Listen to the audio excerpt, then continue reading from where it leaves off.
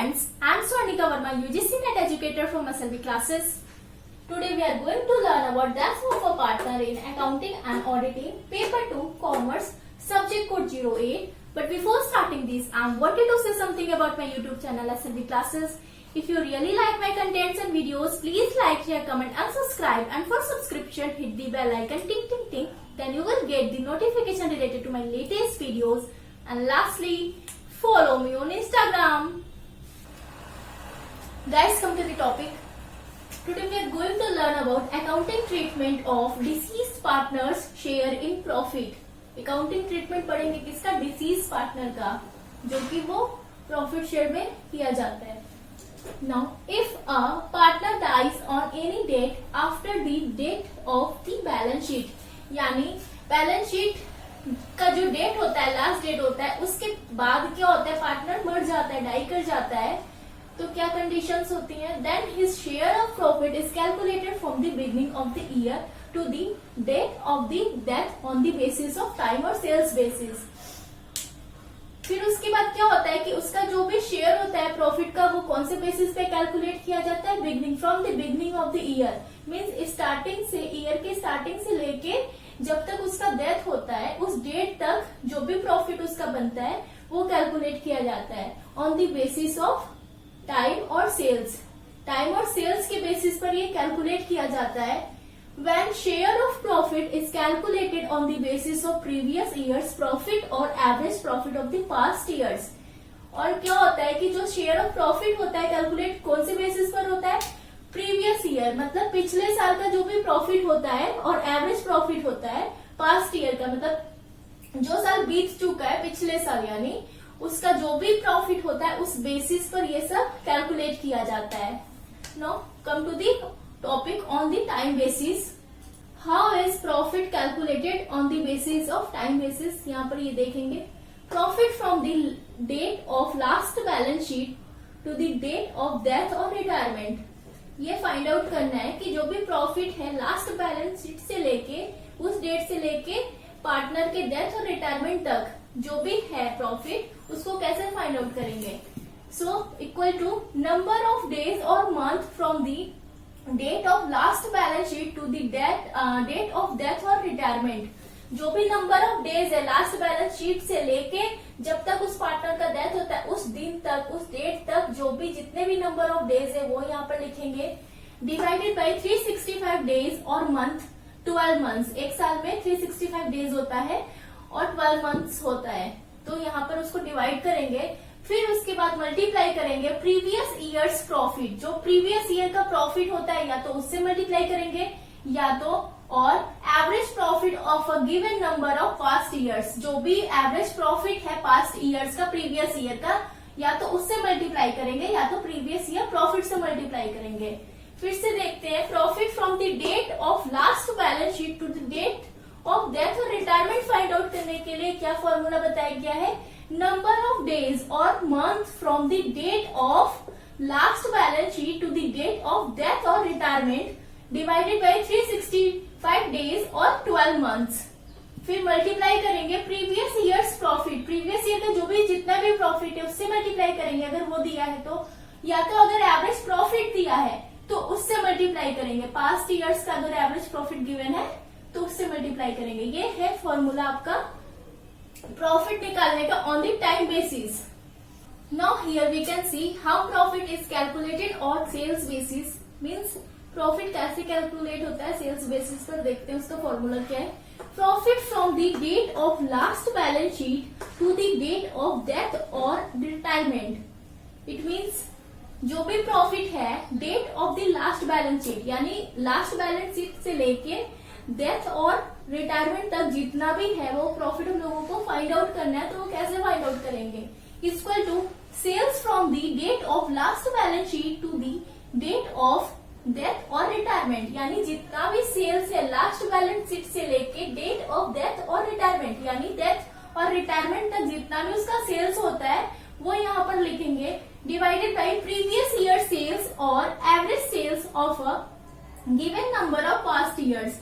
यानी किससे डिवाइड करेंगे? प्रीवियस ईयर का जितना भी सेल्स है या तो उससे डिवाइड करेंगे अगर वो दिया है तो, नहीं तो average sales of a given numbers of past year, यानी जितने भी एवरेज सेल्स गिवन है पास्ट ईयर्स के उससे डिवाइड करेंगे, फिर मल्टीप्लाई किससे करेंगे, प्रीवियस ईयर्स प्रॉफिट और average profits of a given number of past years.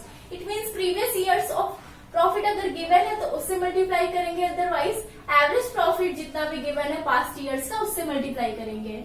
ये आपका फॉर्मूला है सेल्स बेसिस का कि प्रॉफिट कैसे कैलकुलेट करेंगे सेल्स बेसिस पे। फिर से देखते हैं, profit from the date of last balance sheet to the date of death और retirement of a partner equal to sales from the date of last balance sheet to the date of death और retirement, यानी जितना भी sales है last balance sheet से लेके date of death और retirement तक जितना भी सेल्स है वो यहाँ पर लिखेंगे, divided by previous year sales और average sales of a given number of past years, यानी प्रीवियस ईयर में जितने सारे सेल्स किए गए हैं उससे डिवाइड करेंगे, अदरवाइज अगर वो नहीं है तो average sales of a given number of years past years में जितने सारे एवरेज सेल्स हैं या तो उससे डिवाइड करेंगे, multiply by previous year profit, previous year यानी पिछले साल में जितने भी प्रॉफिट्स हैं उससे मल्टीप्लाई करेंगे, अगर वो नहीं गिवन है क्वेश्चन में तो average profit of the given number of past years, यानी जो भी एवरेज प्रॉफिट है पास्ट ईयर्स का उससे मल्टीप्लाई करेंगे। ये आपका हो गया सेल्स बेसिस का फॉर्मूला कि प्रॉफिट कैसे कैलकुलेट करेंगे। Guys here we can see the general entries in both the cases, in case of profit and in case of loss. मतलब अगर प्रॉफिट हो रहा है तो जनरल एंट्री क्या होगा और अगर लॉस हो रहा है तो जनरल एंट्री क्या होगा। इन केस ऑफ प्रॉफिट, अगर प्रॉफिट है then profit and loss suspense account को डेबिट करेंगे, फिर डिसीज पार्टनर्स कैपिटल अकाउंट को डेबिट करेंगे। It means to deceased partner's capital account हो जाएगा। And other in case of loss, अगर लॉस हो रहा है तो डिसीज पार्टनर्स कैपिटल अकाउंट को हम लोग क्या करेंगे, डेबिट करेंगे, और to profit and loss suspense account को क्या करेंगे, क्रेडिट करेंगे। फिर से देखते हैं, प्रॉफिट में क्या करना है, profit and loss suspense account को डेबिट करना है और डिसीज पार्टनर्स कैपिटल अकाउंट को क्रेडिट करना है, और लॉस के टाइम में क्या करना है, डिसीज पार्टनर्स कैपिटल अकाउंट को डेबिट करना है और to profit and loss suspense account को क्या करना है, क्रेडिट करना है। ये जनरल एंट्री है दोनों केसेस का। Assessment of amount due to the deceased partner. The deceased partner's share is also calculated in the same manner as in the case of retiring partner. So deceased partner's share जो होता है वो कैसे calculate होता है, similar to retiring partner. It means जैसे retiring partner का जो भी शेयर कैलकुलेट होता है वैसे सिमिलरली deceased partner का भी शेयर कैलकुलेट होता है। Amount due to a deceased partner shown by his capital account is transferred to his executed account by passing the journal entry. Amount due to the deceased partner, जो भी amount due होता है deceased partner का shown by his capital account, जो भी amount होता है capital account में जो show किया जाता है वो कहाँ पर ट्रांसफर हो जाता है, is transferred to his executed account by passing the journal entry. वो एग्जीक्यूटर उसके एग्जीक्यूटर के अकाउंट में ट्रांसफर हो जाता है। और कौन सी जनरल एंट्री पास होती है देखते हैं, deceased partner's capital account debit to deceased partners executor account. It means been transferred to his executor account. It means been share transferred to his executor account. यहाँ पर देख सकते हैं कि क्या हो रहा है, जो भी डिसीज पार्टनर का शेयर है वो कहाँ पर ट्रांसफर हो जा रहा है, डिसीज पार्टनर एग्जीक्यूटर अकाउंट में ट्रांसफर हो जा रहा है। Come to the next topic, settlement of deceased partners executor account. Deceased partner के एग्जीक्यूटर अकाउंट को कैसे सेटल किया जाता है देखते हैं। Point 1, if payment is made in full और लमसम, अगर पेमेंट या तो पूरे तरीके से हो रहा है या लमसम तरीके से हो रहा है तो क्या जनरल एंट्री होगी, deceased partners executor account debit to cash और bank account credit. It means पहले क्या करेंगे, deceased partners executor account debit to cash and bank account, यह जनरल एंट्री पास करेंगे अगर पेमेंट पूरे तरीके से है या लमसम है। Second point, if payment is made in instalment basis, अगर पेमेंट हो रहा है इंस्टॉलमेंट बेसिस पर तो क्या होगा जनरल एंट्री देखते हैं, deceased partners executor account debit to deceased partners executors loan account. ये पॉइंट ए है। इंस्टॉलमेंट बेसिस पर अगर पेमेंट होगा तो 2 पॉइंट हम लोगों को फॉलो करना होगा। देखते हैं कौन कौन सा। Deceased partners executor account debit to deceased partner executors loan account. Next point B क्या है, interest account debit to deceased partners executors loan account. Interest को भी डेबिट करेंगे और deceased partners executor loan account को क्या करेंगे, क्रेडिट करेंगे। देखते हैं यहाँ क्या लिखा है, interest is generally paid to deceased partners executors at 6% per annum. Interest जो भी है वो कौन से परसेंट पर है, 6% पर एनम पर इंटरेस्ट दिया जाएगा इंस्टॉलमेंट पर। 9.C क्या है देखते हैं, deceased partners executors loan account debit to cash और बैंक अकाउंट। पॉइंट सी में क्या हो जा रहा है, डिसीज पार्टनर्स एग्जीक्यूटर लोन को कर दे रहे हैं यहाँ पर डेबिट और कैश और बैंक को क्रेडिट कर दे रहे हैं। तो जनरल एंट्री क्या पास होगा, deceased partners executors loan account debit to cash और बैंक अकाउंट। ये जनरल एंट्री है। Come to the question, P, Q and R were partners in a firm sharing profits in ratio 2:2:1. It means P, Q, R जो है 3 partners है किसी firm में और वो कौन से रेशियो में प्रॉफिट शेयर कर रहे हैं, 2:2:1. The firm closes its book on 31st March every year. Firm क्या करता है, अपना बुक ऑफ अकाउंट कब क्लोज करता है, 31st मार्च को, हर साल के 31st मार्च को क्लोज करता है। After that P died 3 months after the last account were prepared. Last account जो प्रिपेयर होता है उसके 3 महीने बाद क्या होता है, P मर जाता है, P डाई कर जाता है। After that on that the goodwill of the firm was valued at ₹90,000। उस डेट तक क्या होता है कि गुडविल ऑफ द फर्म कितना होता है, 90,000 का गुडविल होता है। On the date of P, on the date of partners, his share of profit in the year of death was to be calculated on the basis of average profit of the last 4 years. यहाँ पर क्या बोल रहा है question में कि death of a partner, his share of profit in the year of death was to be calculated. It means जो भी पार्टनर डेथ किया है उसका शेयर ऑफ प्रॉफिट कैसे कैलकुलेट करना है, on the basis of average profit of last 4 years. It means last के जितने भी 4 ईयर के प्रॉफिट है, एवरेज प्रॉफिट है, उसके बेसिस पर ये प्रॉफिट हम लोगों को निकालना है, डिसीज पार्टनर का प्रॉफिट निकालना है। देखते हैं क्वेश्चन में लास्ट 4 ईयर के प्रॉफिट कितने दिए प्रॉफिट्स। ईयर एंडेड 31st मार्च 2 लाख, 2007 में 2 लाख है, 2006 में 1,80,000, 2005 में 2,10,000 एंड लास्टली 2004 में क्या है, 1,70,000 इसको लॉस हुआ है। इट मीन्स ये तीनों प्रॉफिट की बना हुई है, यहाँ पे लॉस है। फिर क्या बोल रहा है क्वेश्चन में, pass necessary journal entries for the treatment of goodwill and P's share of profit on his death. इसमें क्या करना है कि जनरल एंट्री पास करना है, जो भी जरूरी जनरल एंट्रीज है, ट्रीटमेंट ऑफ गुडविल के लिए भी पास करना है और पीस शेयर ऑफ प्रॉफिट के लिए भी पास करना है, और show clearly the calculations of peace share of profit.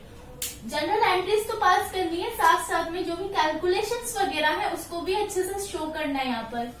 Now according to question, P, Q and R जो है कौन से रेशियो में प्रॉफिट शेयर कर रहे हैं, 2:2:1 एंड फर्म का टोटल गुडविल कितना है, 90,000 का, और बैलेंस शीट क्लोज होने के 3 महीने बाद क्या हो रहा है, P मर जा रहा है, P की मृत्यु हो जा रही है।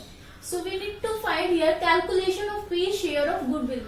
हम लोगों को क्या फाइंड आउट करना है, P share of goodwill, P का गुडविल निकालना है। सो वर्किंग नोट बनाते हैं।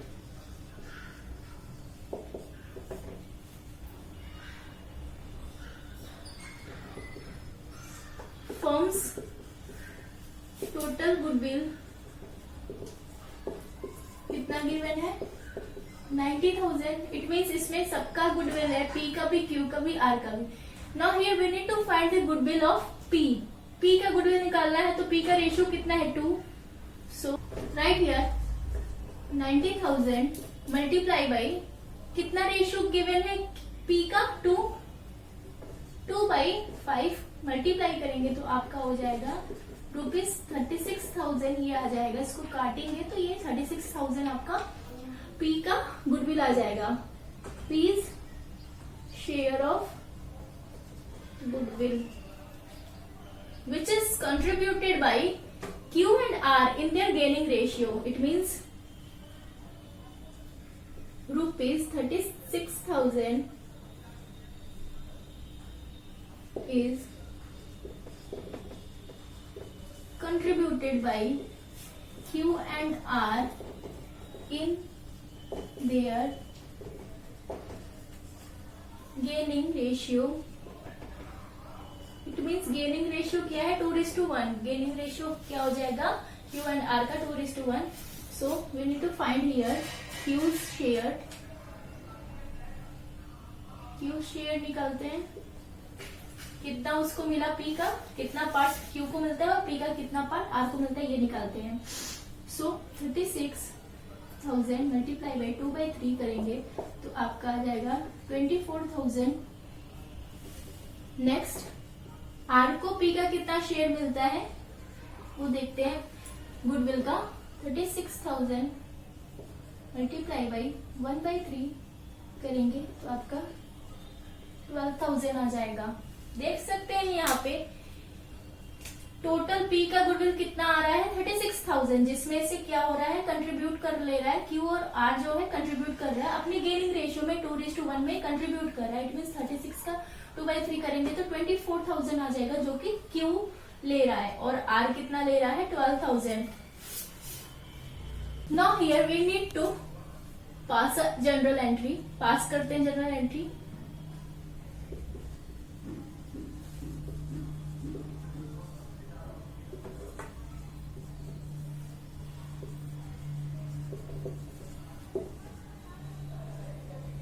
ये जनरल एंट्री किसके रिगार्डिंग है, ट्रीटमेंट ऑफ गुडविल के लिए है ये. सो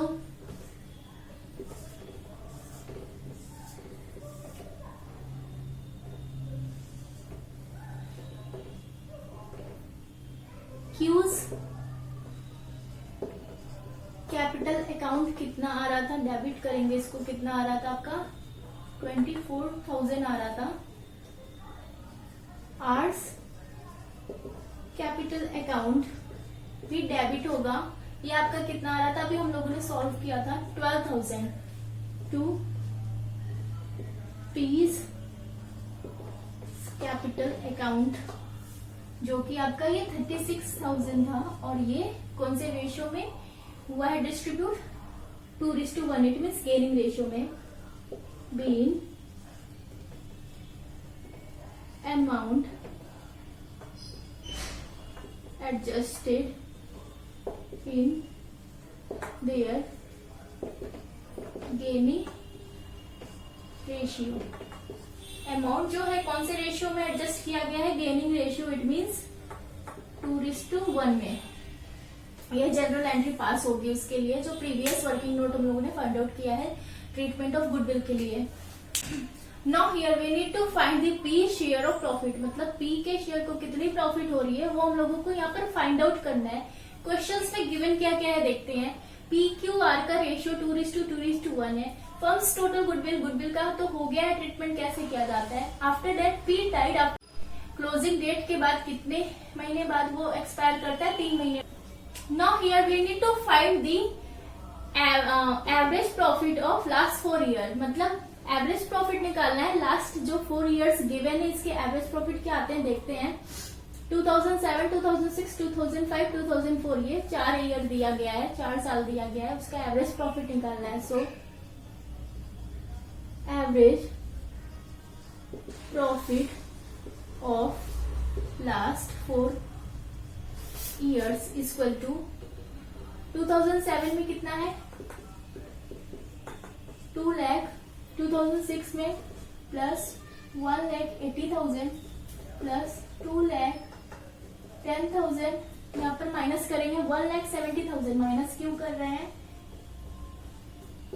क्योंकि ये 2007, 2006 एंड 2005 में क्या हो रहा है, फर्म को प्रॉफिट हो रहा है. लेकिन 2004 में क्या हो रहा है, फर्म लॉस बियर कर रहा है. इस वजह से इसको माइनस करेंगे. After that divided by 4 according to formula of average. Average के फॉर्मूला के हिसाब से sum of all observation divided by total number of observation. मतलब सम कर रहे हैं सारे ऑब्जर्वेशन का, मतलब पूरे साल में जितना भी प्रॉफिट है उसका सम कर रहे हैं, उसको प्लस कर रहे हैं, फिर उसके बाद टोटल जितना भी साल दिया गया है, टोटल 4 साल दिया है, तो divided by total number of years करेंगे, तो ये आपका average profit of last 4 years निकल जाएगा। इन तीनों को प्लस करके माइनस 1,70,000 करेंगे तो आपका आ जाएगा ₹4,20,000, जो कि डिवाइड करना है 4 से, तो आपका आ जाएगा ₹1,05,000। ये आ जाएगा आपका average profit of last 4 year. Now we need to find the P's share of profit in this. Now average profit कितना निकला है? 1,05,000 ये, लेकिन सबका प्रॉफिट हो गया है और हम लोगों को क्या निकालना है? P का। P को कितना प्रॉफिट हो रहा है वो देखते हैं। So P's share of profit equal to average profit कितना है? 1,05,000 मल्टीप्लाई बाई P का रेशियो कितना है? 2:5, सो मल्टीप्लाई बाई 2/5। फिर क्या करेंगे? P डाई कब कर रहा है, मत कब रहा है? After 3 months, it means closing date के 3 महीने एक्स्ट्रा वो जी के फिर एक्सपायर कर रहा है, तो ये 3 महीना का उसको प्रॉफिट तो मिलेगा। सो 3 डिवाइडेड बाई 12 करेंगे। 3 डिवाइडेड बाई 12 इसलिए करेंगे क्योंकि 3 महीना वो एक्स्ट्रा जी रहा है। उसके बाद वो एक साल में 12 मंथ्स होते हैं, इसलिए इसको डिवाइड करेंगे 12 से। सो इस सबको डिडक्ट करने के बाद आपका आ जाएगा 10,500 रुपीज। ये P's शेयर ऑफ प्रॉफिट है। P's share of profit equal to ₹10,500। Here we can see the average profit कितना आ रहा है? 1,05,000 एवरेज प्रॉफिट है और P का शेयर कितना है? P's share of profit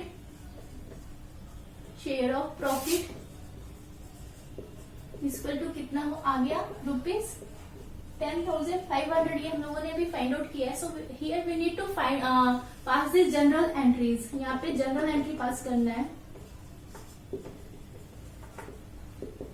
general entries regarding the P's share of profit. P का शेयर जो प्रॉफिट का है उसके रिगार्डिंग हम लोगों को जनरल एंट्री पास करना है।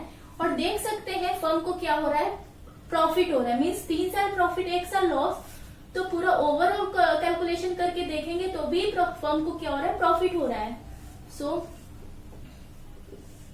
जब भी फर्म को प्रॉफिट होता है तो प्रॉफिट एंड लॉस अकाउंट जो होता है, profit and loss suspense account जो होता है वो आपका डेबिट हो जाता है। Profit and loss suspense account जो है आपका डेबिट में जाएगा, क्योंकि फर्म को क्या हो रहा है? प्रॉफिट हो रहा है। सो टू P's कैपिटल अकाउंट कितने का हो रहा है? 10,500। सो राइट ये 10,500। यहां पर भी